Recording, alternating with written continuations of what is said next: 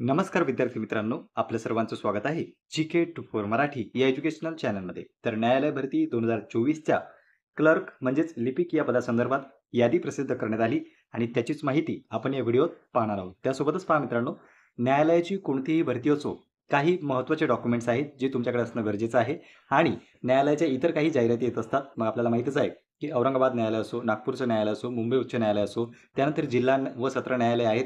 तर अनेक जाहिराती वेळोवेळी येत असतात आणि त्यासाठी काही महत्त्वाचे डॉक्युमेंट्स आहेत. जसे की आपल्याला माहीतच आहे की न्यायालयाचं भरती म्हटलं म्हणजे लहान कुटुंबाचं प्रमाणपत्र झालं, चारित्र्याचे 2 प्रमाणपत्रे झाले, असे काही डॉक्युमेंट्स आहेत जे तुम्हाला कंपल्सरी असतात. तर ते सर्व डॉक्युमेंट्स या ठिकाणी यांनी यादीमध्ये जाहीर केलेले आहेत. ते देखील इथे आपण पाहणार आहोत. चला तर मग सुरुवात करूया आजच्या व्हिडिओला. तर पहा मित्रांनो, ही आपण ऑफिशियल PDF डाउनलोड केलेली आहे. या ठिकाणी तुम्ही पाहू शकता high court of judiciary at Bombay, Nagpur bench, Nagpur. तर नागपूरच्या न्यायालयासंदर्भात ही सूचना आहे आणि त्यांनी सांगितलेलं आहे की selection process for the post of clerk. क्लर्कची जी भरती होती 2024ची, यापूर्वी आपल्याला माहिती आहे 2023 मध्ये भरती आली होती, 2022 मध्ये देखील भरती आली होती. ह्या ज्या भरत्या आहेत त्या वारंवार आपल्याला सुरू असताना दिसतात आणि वेळोवेळी त्या निघत असतात. तर पहा, क्लर्क संदर्भात, भरती संदर्भात ही माहिती आहे. त्यांनी कॅन्डिडेट शॉर्ट लिस्टेड केलेले आहेत. तर पहा, काही फॉर्म जे आहेत ते आपले ऑफलाईन असतात आणि ऑफलाईन झाल्यानंतर तुमचं शॉर्टलिस्टमध्ये नाव येतं. म्हणजे शॉर्टलिस्ट केले जातात कॅन्डिडेट. तर त्याचा क्रायटेरिया जो आहे तो क्वालिफिकेशननुसार, एजनुसार त्या ठिकाणी कॅन्डिडेट घेतले जातात. म्हणूनच अशा भरतीमध्ये, ऑफलाईन भरतीमध्ये काय होतं, अगोदरच फिल्टर जे आहे ते कॅन्डिडेटला केलं जातं.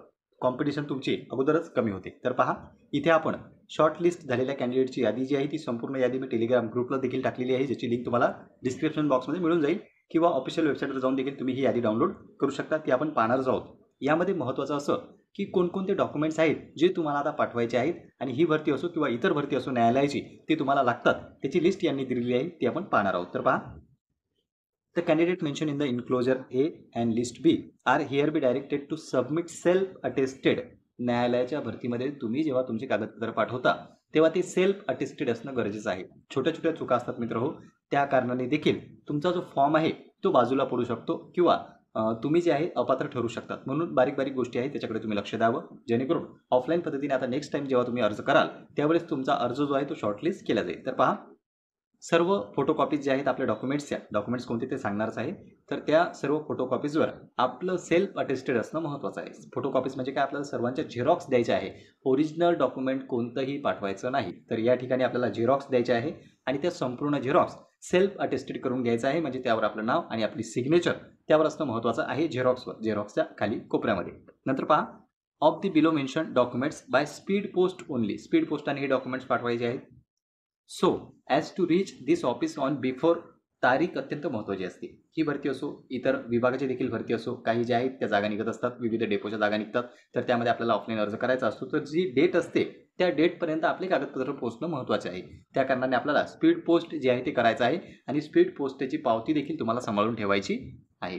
तर पहा, खाली त्यांनी सांगितलेला आहे, ॲड्रेस सुद्धा दिलेला आहे. आता ज्यांची नावे शॉर्टलिस्टमध्ये आहेत त्यांना या ठिकाणी पाठवायचं आहे.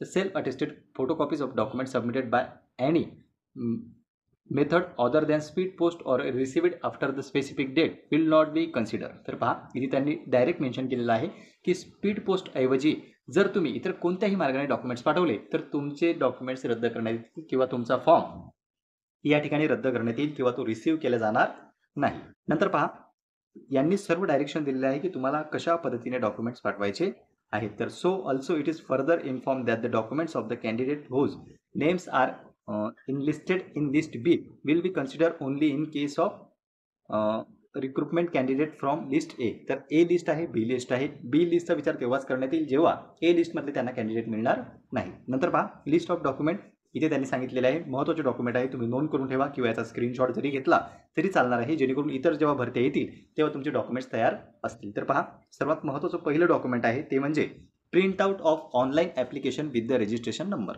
अगोदर असं होतं, ऑफलाईन जाहिरात यायची, ऑफलाईन आपल्याला फॉर्म डाउनलोड करायचा होता, हाताने आपण तो भरत होतो आणि त्यानंतर आपले डॉक्युमेंट्स पाठवत होतो. पण आता गेल्या काही आता 23-24 आपण पाहिलं की ऑनलाईन पद्धतीने देखील न्यायालयाचे फॉर्म भरले जातात आणि ऑनलाईन पद्धतीने फॉर्म भरत असताना ऑनलाईन फॉर्म भरून आपल्याला त्याची प्रिंटआउट जवळ ठेवणं गरजेचं आहे. इवन जर काही भरत्या तुम्ही पाहिल्या तर त्यामध्ये तुम्हाला तुमचं ॲडमिट कार्ड देखील मागितल्या जातं. जो आपला पेपर होतो त्या ठिकाणी आपण अटेंडन्स लावतो, तिथे आपल्याला सही आणि शिक्का ॲडमिट कार्डवर मिळत असतो. तर तेच ॲडमिट कार्ड आपल्याला सादर करावं लागतं. म्हणून तुमच्या तुम्ही पेमेंट केलेलं असो स्लिप, ती स्लिप असो किंवा तुम्ही जो भरलेला फॉर्म आहे तो तुमचा फॉर्म, त्याची तुम्ही प्रिंटआउट काढून ठेवणं गरजेचं आहे. इव्हन तुम्ही जरी PDF जरी तुमच्या मोबाईलमध्ये सेव्ह ठेवली किंवा ईमेलवर जर अपलोड करून ठेवली तर तुम्हाला ती कधीही डाउनलोड करता येऊ शकते. तर महत्त्वाचं आहे printout of online application with the registration number. Registration number जो आहे तो त्यावर असणं महत्त्वाचं आहे. दुसरं महत्त्वाचं आहे school living certificate or birth certificate issue bye authority of board certificate of 10th standard. तर पहा, दोनपैकी एक महत्त्वाचं डॉक्युमेंट तुमच्याकडे असणं गरजेचं आहे, ते म्हणजे एकतर शाळेची TC किंवा बर्थ सर्टिफिकेट असणं देखील महत्त्वाचं आहे. तर तुम्हाला या ठिकाणी बर्थ डेट जी आहे किंवा तुमचं एज जे आहे ते या कारणावरून ठरते, एकतर TC, दुसरं बर्थ सर्टिफिकेट. नंतर पहा, तिसरं महत्त्वाचं डॉक्युमेंट आहे ते म्हणजे मार्कशीट अँड पासिंग सर्टिफिकेट. इथे पहा, मार्कशीट आणि पासिंग सर्टिफिकेट म्हणजे बोर्ड सर्टिफिकेट. इथे मार्कशीटही त्यांनी सांगितलेली आहे, त्यासोबतच तुमचं बोर्ड सर्टिफिकेट देखील सांगितलेलं आहे of educational qualification of SSC, HSC, graduation, post graduation, graduation and law graduation.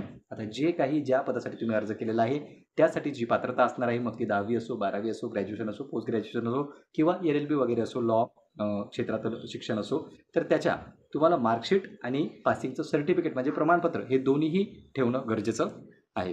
नंतर पहा, चौथ्या क्रमांकाचं डॉक्युमेंट आहे certificate issue by the government of board GCC, TBC और ITI फॉर दी स्पीड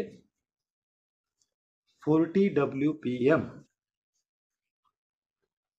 और अबोव इन इंग्लिश टायपिंग. म्हणजे English टायपिंगचं तुमच्याकडे 40 शब्द प्रति मिनिटाची टायपिंगचं सर्टिफिकेट असणं महत्त्वाचं आहे. या ठिकाणी 40ची टायपिंग त्यांनी मागितलेली आहे इंग्लिशची. नंतर पहा, a certificate of computer proficiency issue by the any recognised university. या ठिकाणी तुम्हाला कॉम्प्युटरचं नॉलेजचं प्रमाणपत्र देखील मागितलेलं आहे. नंतर पहा, caste certificate from such authority. या ठिकाणी तुम्हाला कास्ट सर्टिफिकेट देखील मागितलेलं आहे, पण ज्यांना लागू आहे त्यांना, आता ज्यांनी ओपनमध्ये फॉर्म भरला आहे त्यांना कास्ट लावण्याची आवश्यकता नाही. नंतर पहा, 7व्या क्रमांकाचं डॉक्युमेंट आहे ते म्हणजे डोमेसाईल. अत्यंत महत्त्वाचं डॉक्युमेंट आहे, कोणताही फॉर्म भरताना तुम्हाला गरजेचं असतं. तर डोमेसाईल जे आहे महाराष्ट्राचं ते देखील तुम्हाला या ठिकाणी लावायचं आहे. नंतर पहा, 8व्या क्रमांकाचं डॉक्युमेंट आहे where the candidate name is changes. जर तुमच्या नावात बदल असेल तर एकतर मॅरेज सर्टिफिकेट तुमचं चालणार आहे किंवा गॅजेट देखील तुम्ही सादर करू शकता. 9व्या क्रमांकाचं डॉक्युमेंट आहे a self declaration regarding a small family in the precise format. तर फॉर्मॅट A जो आहे लहान कुटुंबाचं प्रमाणपत्र हे तुम्हाला सादर करावयाचं आहे. नंतर पहा, 10व्या क्रमांकाचा आहे कॅरेक्टर सर्टिफिकेट. नंतर 11व्या क्रमांकाचा आहे नो ऑब्जेक्शन सर्टिफिकेट. जर तुम्ही इतर काही कार्यालयात ऑलरेडी जर जॉबवर असाल तर त्या ठिकाणाहून तुम्हाला हे नो ऑब्जेक्शन सर्टिफिकेट ना हरकत प्रमाणपत्र सादर करावं लागतं. नंतर पहा, payment receipt of SBI collect regarding payment of registration fee of 200. तर रजिस्ट्रेशन फीच्या वेळेस 200 रुपयाची पेमेंट रिसिप्ट जी आहे ती देखील तुम्हाला सादर करावायची आहे. म्हणून मी काय म्हणतो, जर तुम्ही ऑनलाईन फॉर्म भरला त्याची देखील प्रिंटआउट ठेवा. तुम्ही एखादं चलान केलेलं आहे त्याची देखील प्रिंटआउट ठेवा. तुम्ही पेपरला जरी गेले न्यायालयाच्या गुन्ह्या तर ॲडमिट कार्ड सांभाळून ठेवा, कारण की ते तुम्हाला नेक्स्ट प्रोसेससाठी कामा पडणार आहे, जेणेकरून तुमची धावपळ वेळेवर होणार नाही. आणि सर्वात महत्त्वाचं ते म्हणजे 2 रिसेंट पासपोर्ट साईज फोटोग्राफ. तर पहा, हे संपूर्ण डॉक्युमेंट्स आहेत आणि तुम्ही दिनांक देखील पाहू शकता. आजच ही नोटिफिकेशन पब्लिश करण्यात आली 9 सप्टेंबर 2024ला आणि खाली त्यांनी सर्व लिस्टमध्ये विद्यार्थ्यांची नावे दिलेली आहेत. तर ही लिस्ट तुम्ही ऑफिशियल वेबसाईटवर जाऊन देखील डाउनलोड करू शकता किंवा मी आता स्क्रोल करतो याचा तुम्ही स्क्रीनशॉट घेऊन ठेवा. ज्या तुमच्या कोणी मित्रमैत्रिणींनी फॉर्म भरलेला असेल तर त्यांना तुम्ही ही बातमी देऊ शकता की नागपूर बेंचचा शॉर्ट लिस्ट त्यांनी केलेली आहे आणि यादी जी आहे ती त्यांनी प्रसिद्ध केलेली आहे. तर पहा मित्रांनो, ही होती महत्त्वाची अपडेट. हे काही डॉक्युमेंट्स होते जे तुम्हाला या भरतीत आणि इतर भरतीत देखील कामा येतील. तर आता आपण ही लिस्ट जी आहे ती स्क्रोल करतोय. सर्व विद्यार्थ्यांची नावे यामध्ये त्यांनी समावेश केलेला आहे. Registration ID, first name, middle name आणि सर्वात शेवटी तुमचा जिल्हा देखील त्यांनी दर्शवलेला आहे. तर पहा, तो अगोदर होता पार्ट A आणि आता हा आहे पार्ट B, ज्याबद्दल आपण अगोदरच चर्चा केलेली आहे. तर या सर्वांना आपले डॉक्युमेंट्स जे आहेत ते ऑफलाईन स्पीड पोस्टाने पाठवायचे आहेत.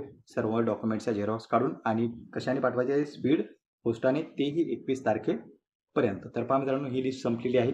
लिस्ट आपण टेलिग्राम ग्रुपला देखील उपलब्ध करून दिलेली आहे. तिथे जाऊन देखील तुम्ही डाउनलोड करू शकता. पुन्हा भेटूया अशाच एका नवीन व्हिडिओमध्ये. धन्यवाद.